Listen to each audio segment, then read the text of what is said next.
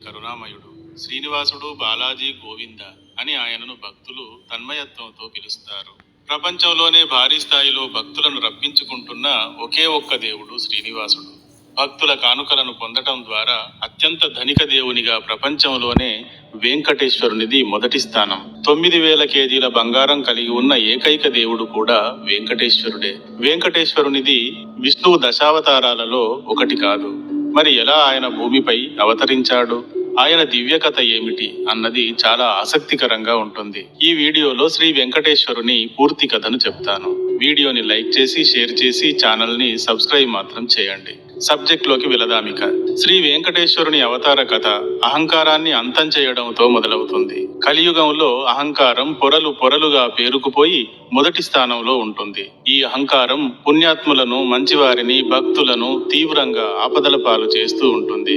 దానిని అంతం చేయవలసిన అవసరం ఉంది అనే అంతరార్థానికి సూచనగా ఎంతో అందంగా శుతిమెత్తగా అహంకారాన్ని భృగు మహర్షి అరికాలులో కన్ను రూపంలో ఉన్న అహంకారాన్ని చిదిమివేసి ఆర్తజన రక్షకుడిగా భూమిపైకి బయలుదేరుతాడు శ్రీనివాసుడు.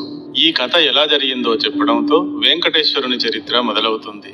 పూర్వకాలంలో ఒకసారి కశ్యపుడు మరికొంతమంది మహర్షులు గంగా నదీ తీరంలో యజ్ఞం చేయడం ప్రారంభించారు. అక్కడకు నారద మహర్షి వచ్చాడు. ఈ యాగాన్ని మీరు ఎందుకు జరుపుతున్నారు? ఈ యాగ ఫలితం ఎవరికి చెందుతుంది? దేవతలందరిలో ధ్యానింపదగిన దేవుడు ఎవరు? గొప్ప దేవుడు ఎవరు అని ఆ మహర్షులను ప్రశ్నిస్తాడు. మహర్షులు చటుక్కున సమాధానం చెప్పలేకపోతారు. దాంతో దేవతలలో ఉత్తముడైన దేవుడు ఎవరో తేల్చమని భృగు మహర్షిని ప్రార్థిస్తారు. భృగు మహర్షి కాలిలో ఓ కన్ను ఉంటుంది. అందులో కలియుగంలో ఎంత అహంకారం ఉంటుందో అంత అహంకారము ఉంటుంది. మరి అంతటి అహంకారాన్ని కలిగి ఉన్న భృగువును దేవాది దేవతలనే పరీక్షించమని పిలిచారంటే చిత్రం అనిపిస్తుంది. కానీ ఇందులో చిత్రం ఏమీ లేదు. అన్నింటికన్నా చెడ్డ గుణం అహంకారం. అహంకారం ఇతరులను హింసించడానికి కారణం అవుతుంది. అహంకారాన్ని నిలుపుకోవడానికి, అధికారాన్ని సాధించాలని నానా చెత్త పనులను చేయించడానికి కారణం అవుతుంది. అందుకని భృగువులోని అహంకార రూపాన్ని ఎవరు నశింపజేస్తారో వారు ఆటోమేటిక్ గా ఉత్తమ దేవుడు అవుతాడు కదా. అందుకని ఈ పనికి భృగువును ఎంచుకోవడం జరిగింది. గొప్ప బాధ్యతను భుజాన వేసుకున్న భృగువు దేవతల లోకాలకు బయలుదేరాడు. దేవతలందరిలోనూ బ్రహ్మ, విష్ణు, మహేశ్వరులు అన్ని లోకాల కన్నా పై లోకాల్లో ఉంటారు. సృష్టి, స్థితి, లయాలు వారితోనే నడుస్తాయి. కాబట్టి ఆ ముగ్గురులో ఎవరు గొప్పో తేల్చితే చాలు, మిగతా దేవుళ్ళ జోలికి వెళ్ళనవసరం లేదు అనుకుని ముందుగా ఆయన బ్రహ్మలోకం వెళ్ళాడు. ఈయన వెళ్లే సమయానికి బ్రహ్మదేవుడు సరస్వతీదేవితోనూ ఇంకా తన దర్శనార్థం వచ్చిన మునులతోనూ చాలా సీరియస్ గా చర్చల్లో మునిగి ఉన్నాడు. భృగువు రాకను ఆయన గమనించలేదు. తనను గమనించకపోయేసరికి భృగువు అగ్గిలా భగ్గుమన్నాడు. తనకు విపరీతమైన అవమానం జరిగినట్టుగా ఫీల్ అయ్యాడు. ఆ క్షణంలో బ్రహ్మ కంటే తానే గొప్పవాడిలా ఫీల్ అయి నీకు భూలోకంలో పూజలు జరగకుండుగాక అని శపిస్తాడు. మరి అంత ఉధృతమైన రూపంలో అహంకారం ఆయన కాలులో ఉంది కనుక అది ఆయనను ఆగనివ్వటం లేదు. ఇక అక్కడ నుండి పరమేశ్వరుని లోకం కైలాసం వెళ్ళాడు. కైలాసంలోని మంచు కొండల్లో పార్వతీదేవితో సరదాగా విహరిస్తూ మైమరచిపోయి ఉన్నాడు. ఆ సమయానికి పరమశివుడు భృగువును అతని రాకను గమనించలేదు. అసలే అగ్గిలా వస్తున్న భృగువు దీంతో అగ్గిపైన గుగ్గిలంలా మండిపడ్డాడు. శంకరా, నా రాకనే గుర్తించక అవమానిస్తావా? నీ రూపంతో కాక కేవలం లింగ రూపంతో మాత్రమే భూమిపైన పూజలు అందుకుందువుగాక అని ఆయనను అక్కడ శపిస్తాడు. అహంకారం అతడిని అలా ఆగనివ్వకుండా కాలుస్తూ ఉంది కదా. మరి శంకరుని కన్నా తానే గొప్పవాడిని అనుకున్నాడు అక్కడ. తర్వాత అక్కడ నుండి విసురుగా బయలుదేరి మహావిష్ణువు నివాస స్థలం వైకుంఠానికి వెళ్ళాడు. కాలమో కర్మమో గాని అహంకార చక్రవర్తి భృగువుకు ఇక్కడ కూడా పరాభవమే ఎదురైంది. ఇంకా తట్టుకోలేకపోయాడు. ఈ ముగ్గురు అధిదేవతలకు కూడా అధికార మదం బాగా ఎక్కిపోయింది. నా అంతటి గొప్ప మహర్షి వస్తే కొంచెమైనా విలువ ఇవ్వరా, గుర్తించరా అనుకుని భగభగా మండిపడుతూ కాలు ఎత్తి శేషునిపై పడుకుని ఉన్న విష్ణు భగవానుడి ఛాతీ పైన తన్నాడు.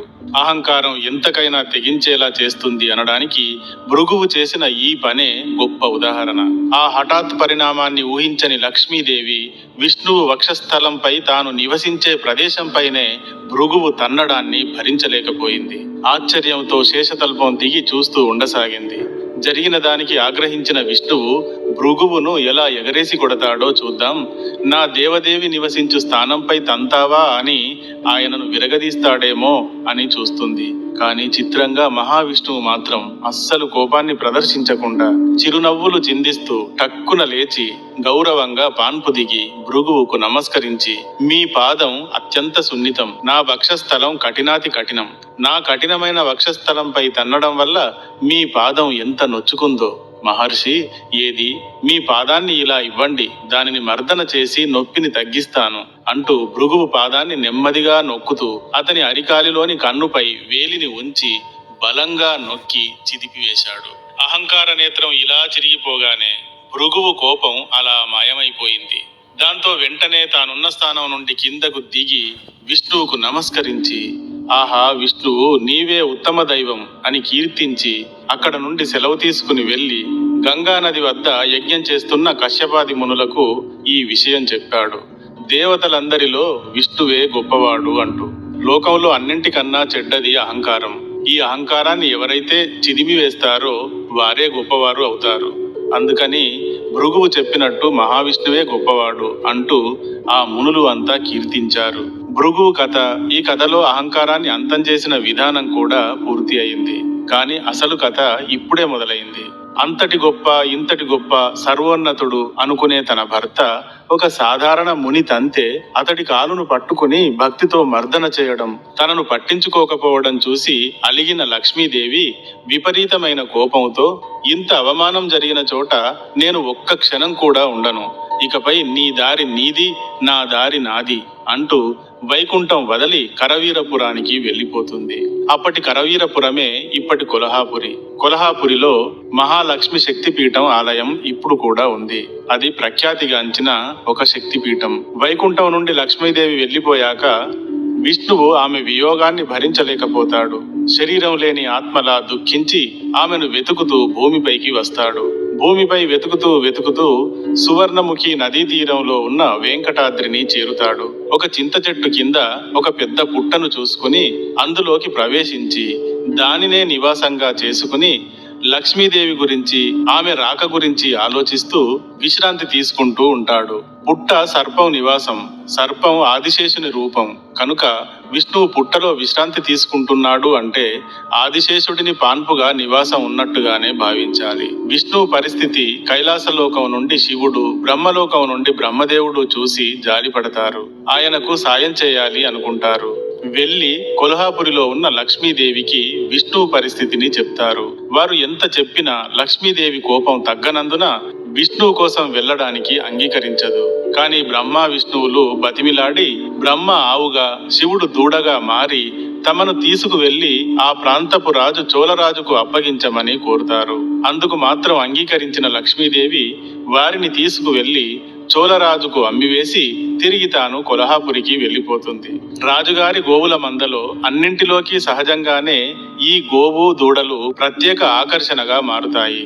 గోవులా ఉన్న బ్రహ్మ అన్ని గోవుల కంటే ఎక్కువగా పాలు ఇవ్వడంతో చోళరానికి ఆ గోవు పట్ల ఆసక్తి కలుగుతుంది. ఎంత పెద్ద మందలో ఉన్నప్పటికీ ఆ గోవును వెంటనే గుర్తుపట్టగలుగుతుంది. అలా చోళరాజు ఆవుల మందలో చేరిన బ్రహ్మ, శివులు ఆవు, దూడ రూపంలో వెంకటాద్రిపైకి రోజు మేతకు వెళుతూ ఉంటాయి. వెంకటాద్రిపైకి చేరగానే విష్ణువు నివాసం ఉంటున్న చింత చెట్టును వెతికి అక్కడకు వెళ్ళేది. అక్కడ పుట్టలో విష్ణువును కనిపెట్టి ఆ పుట్టపైన నిలబడి తన పొదుగు ఖాళీ అయ్యేదాకా పాలధారలను మహావిష్ణువుకు అందించేది. ఆవు పాలను తాగడంతో విష్ణువు ఆకలి తీరుతూ ఉండేది. ప్రతిరోజు ఇదే విధంగా జరగసాగింది. అన్ని గోవులు పాలతో నిండిన పొదుగులతో ఇంటికి వచ్చేవి. మాయా గోవు మాత్రం ఖాళీ పొదుగుతో వస్తూ ఉండేది. ఈ విషయాన్ని రాణి గ్రహించింది. ఒక రోజు ఆమె పశువుల కాపరిపై కేకలు వేసింది. ఏం జరుగుతోంది? ఈ గోవు పాలను ఎవరు దొంగిలిస్తున్నారు అంటూ. దాంతో తర్వాతి రోజు మాయా గోవునే గమనిస్తూ వెళ్లి అది పుట్టపై నిలబడి పాలధారలను విడుస్తూ ఉండటాన్ని గమనిస్తాడు పశువుల కాపరి. దీంతో ఎక్కడ లేని కోపం వస్తుంది అతడికి. ఈ గోవు మూలంగా తాను రాణిగారితో పడరాని తిట్లన్నీ పడ్డాడు. దీనికి ఏం మాయరోగమని పొదుగు నిండా ఉన్న పాలని ఒక్క చుక్క మిగలకుండా పుట్టపైన విడుస్తోంది అనుకుని పొదలను నరకడానికి తన చేతిలో ఎప్పుడూ పట్టుకు తిరిగే గొడ్డలిని పైకెత్తి కేకలు పెడుతూ ఆవు పైకి విసురుతాడు. ఆవు పైకి గొడ్డలి దూసుకు వస్తూ ఉందని గ్రహించిన శ్రీ మహావిష్ణువు తన ఆకలిని తీర్చుతున్న గోవును రక్షించడానికి ఆదిశేషుడు పుట్టలో నుండి సర్రున పైకి లేచినట్టుగా చివ్వున పైకి లేచి గొడ్డలి గోవుకు తాకకుండా తన తలను అడ్డు పెడతాడు. దాంతో గొడ్డలి స్వామివారి తలకు బలంగా తాకుతుంది. తాకిన వెంటనే ఆయన నుండి రక్తం పైకి చిమ్ముతుంది.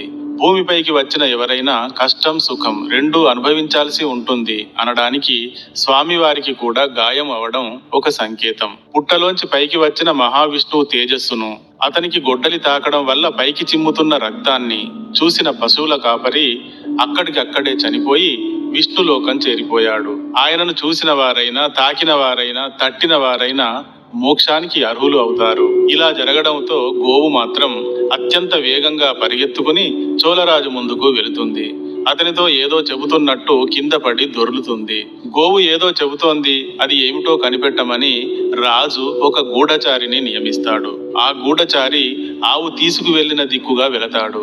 వెంకటాద్రి పైన చింత చెట్టు కింద ఉన్న పుట్టలోంచి పైకి చిందుతున్న రక్తం ధారలను చూస్తాడు. ఆ పక్కనే చచ్చిపడి ఉన్న పశువుల కాపరిని కూడా చూస్తాడు. అది ఏమిటో సరిగ్గా అర్థం కాక భయపడిన ఆ గూఢచారి వణుకుతూ వెళ్లి రాజుకు తాను చూసింది చెప్తాడు. రాజు కూడా ఆశ్చర్యపోతూ గూఢచారి వెంట పుట్ట వద్దకు వెళ్లి ఆ చిత్రాన్ని చూసి నిస్తేజుడు అవుతాడు. చోళరాజు పుట్ట వద్దకు రాగానే మహావిష్ణువు పుట్టలో నుండి బయటకు వచ్చి, చోళరాజా, నీ ఒక దుర్మార్గుడివి. పశువుల కాపరి పవిత్రమైన గోవుపైకి కర్రను కాకుండా గొడ్డలిని విసిరాడంటే నీ రాజ్యంలో పుణ్యం లేకుండా పోయింది అని అర్థం. ధర్మాన్ని పుణ్యాన్ని కాపాడవలసిన వాడు రాజు. ఈ పనిని నీవు చేయలేదు కనుక నీవు ఇకపై పిశాచమైపోదువుగాక అని శపిస్తాడు.